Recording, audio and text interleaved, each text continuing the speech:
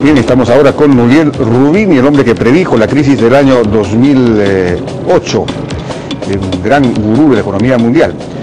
Mr. ROUBINI, how are you? Do you think that the Democrats and Republicans will be able to reach an agreement and avoid this fiscal cliff that is just going to happen?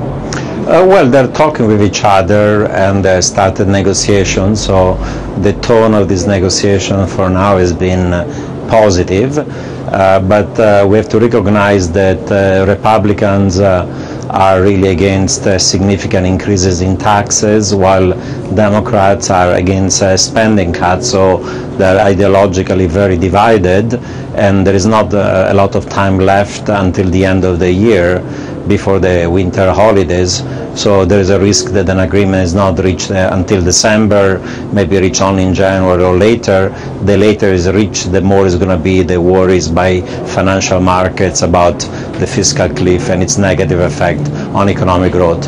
So I would say it's an open issue of whether they're going to reach an agreement. They will reach an agreement, we don't know yet whether they're going to reach it fast enough in time. If they reach an agreement fast enough in time, do you think that the economic recovery in the United States will be stronger and capable to help the world economy to go forward? Well, even if they reach an agreement, next year U.S. economic growth is going to be weak because this year growth was around 1.5% to 2%. Even if they reach an agreement, they'll have to cut some spending and raise some revenues. That means that's going to be a fiscal drag on the U.S. economy of about 1% of GDP. So even with an agreement, I do believe that actually economic growth in the United States next year is going to be slightly weaker than this year because there will be the beginning of a fiscal austerity. The monetary easing by the Fed helps the economy, but the fiscal drag will be there even if there is an agreement on the cliff. But you have a housing recovery, a recovery of the employment also now. No? The families are spending a little bit more, no, or not? Well, you know, the economy is growing, but it's not growing at a great level. Yes, housing is bottoming out. There's some job creation. This shale gas revolution is helping. Those are the positives, but there is still too much debt of the households, too much debt of the government, and this painful process of deleveraging that means you have to spend less in the private and public sector to save more to reduce debt, and leverage implies that economic growth in the US is going to remain slow for a few years. And well, Europe is the big problem, no? How do you see Europe the next year? What will happen? They will increase the recession. They are worse. The recession is going to get worse or not? Well, the recession is not going to get worse, but it's going to continue. I don't see economic growth being positive in the Eurozone. I see it negative next year. Why? You still have the fiscal austerity that is negative for economic growth.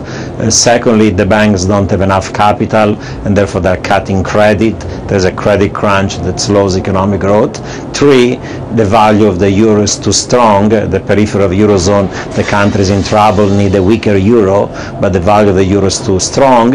And four, confidence is not yet there because there is still so much political and policy uncertainty. So investors, business and consumer confidence is low, and you have very high unemployment rates. So the combination of all these things implies that the periphery of the Eurozone is in a recession.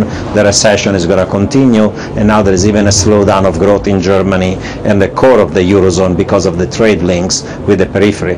But you said it's not going to get worse than this year. How come? What you are telling us means that it's going to get worse. Well, what I'm saying is that there is a recession this year, there will be a recession next year, so there'll be another year of negative economic growth in the Eurozone, but the amount of the recession is not going to be worse than this year. It's going to be as bad, but not worse, but it's going to be bad. Are there some positive elements or trends in Europe that can you see the light at the end of a tunnel?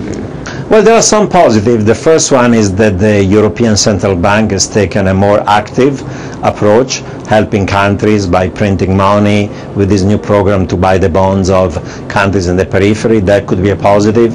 Two, the Europeans have realized that for the monetary union to be successful, they also need a banking union, a fiscal union, an economic union, a political union, and they are now having programs and plans to achieve over time those things. And three, even Germany now has realized that having a situation gets worse, if the Germans don't help with their financial help, then the damage is not going to be just for Greece, Italy, Spain, Portugal, but a disorderly situation in the periphery of Eurozone is going to damage also Germany. So there is a greater now political willingness in Germany to help the periphery of the Eurozone. Those are the positives. You don't think that Greece is going to exit the Eurozone, the Euro? I think that by next year there is still a very high probability that Greece is going to exit the Eurozone.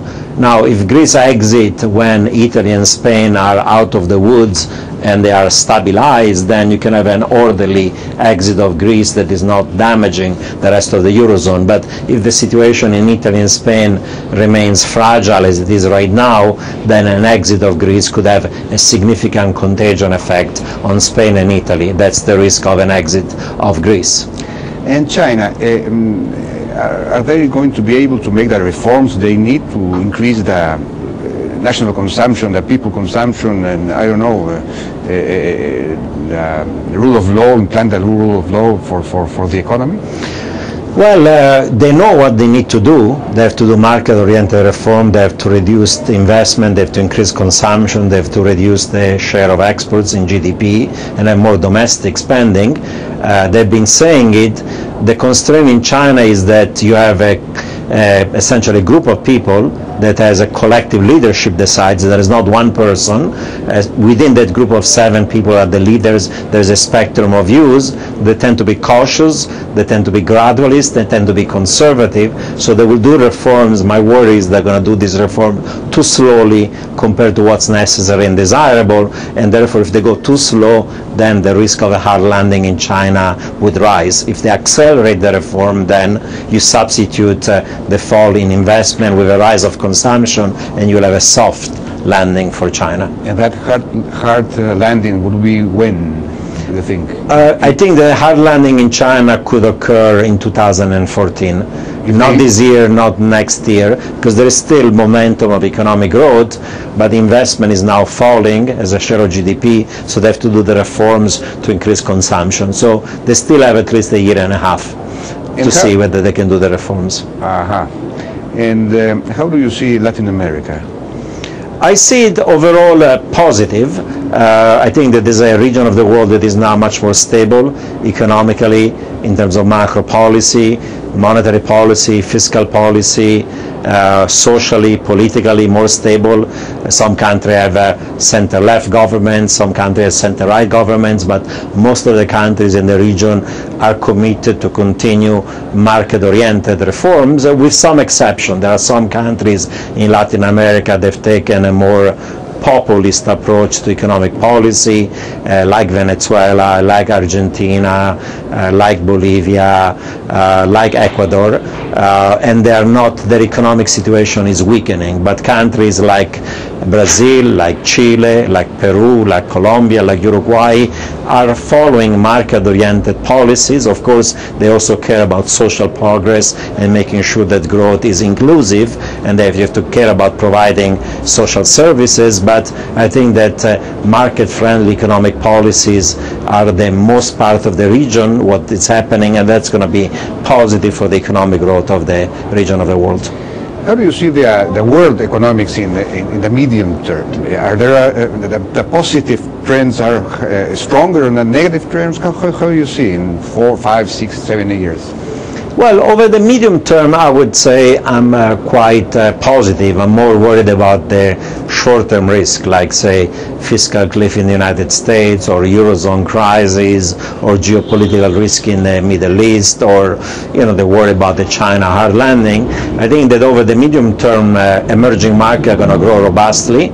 because there is a lot of economic opportunity for growing, urbanization, industrialization, population growth, per capita income growth. The trends are positive in emerging markets, and over the next 5-7 years, even the advanced economies are going to resolve some of their excessive private and public debt, and they're going to go back to potential growth. Now, potential growth is low in advanced economies, around 2%, while potential growth in emerging market is around 5-6%. So most of the growth in the global economy in the next few decades is going to come from emerging markets, from Latin America, from China, emerging Asia, Central Europe, even Sub-Saharan Africa, Middle East. That's where the growth in the global economy is going to be.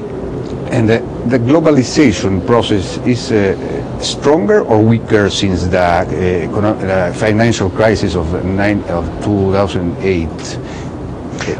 Well, there has been a little bit of a backlash against globalization. Some countries have gone in the direction of more protectionism.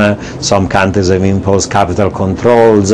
Some countries have, done resource nationalism. So there have been a little bit of a backlash, but the backlash so far has been modest because there is a global economic recovery. If anything, now there is more globalization because there is more trade in goods, there is more trade in services that are becoming tradable, there is more movement of capital, there is more foreign direct investment, there is more labor mobility and migration across country, and more importantly than everything, there is more transfer of technology internationally. So new technologies are being transferred from one country to the other. So more international trade in technology, in innovation, in news, in information. So the world is becoming even more globalized rather than less globalized, with the exception of some economies that are going against this trend. But I think the backlash against globalization has been so far modest. And do you think that emerging economies and emerging markets are the growing of the middle classes, for example? Yes. They are. They will be able to become the engine of that world recovery? Certainly there are many positive trends in emerging markets, including the rise now of a middle class that makes then the economic growth more stable, also the political system more stable. I would say that emerging markets have to combine, first of all, continuing market-oriented economic reform, because most of the economic growth comes from the private sector, but in some emerging markets, including those in Latin America, there is an issue of high income and wealth inequality, and you have to make sure that growth is cohesive, that everybody is benefiting from this economic growth.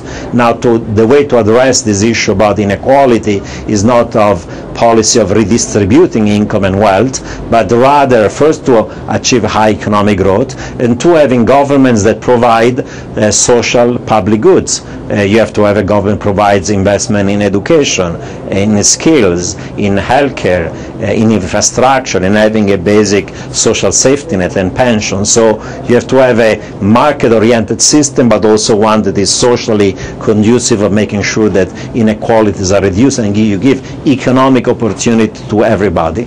So, for example, financial deepening is important in Latin America because many people don't have access to financial services. So financial services have to become important so that the informal sector becomes part of the formal sector of the economy. So many positives can happen, and they're happening over time. The last question would be, how do you see Peru? Do you have an opinion on what's happening here? I'm positive about Peru. I think that growth has been more than 7% between 2010 and 2012. Even now is above 6%. Potential growth in Peru is around 6%. Fiscal policy is sound with the stock of public debt low and having actually budget surplus. Inflation rate is low and is close to the target of the central bank. You have a sound financial system with good banks that have good capital and they have good liquidity, that are investing and providing credit to the real economy.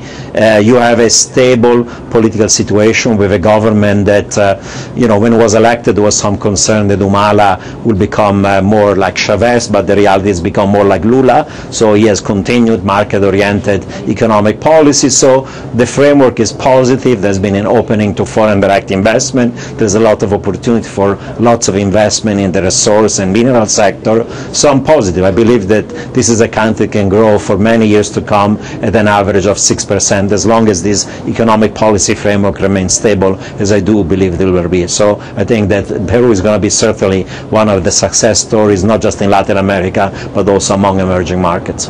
Thank you very much, Mr. NOURIEL ROUBINI. Pleasure being with you today. Thank you. Bien, vamos a una pausa y regresamos.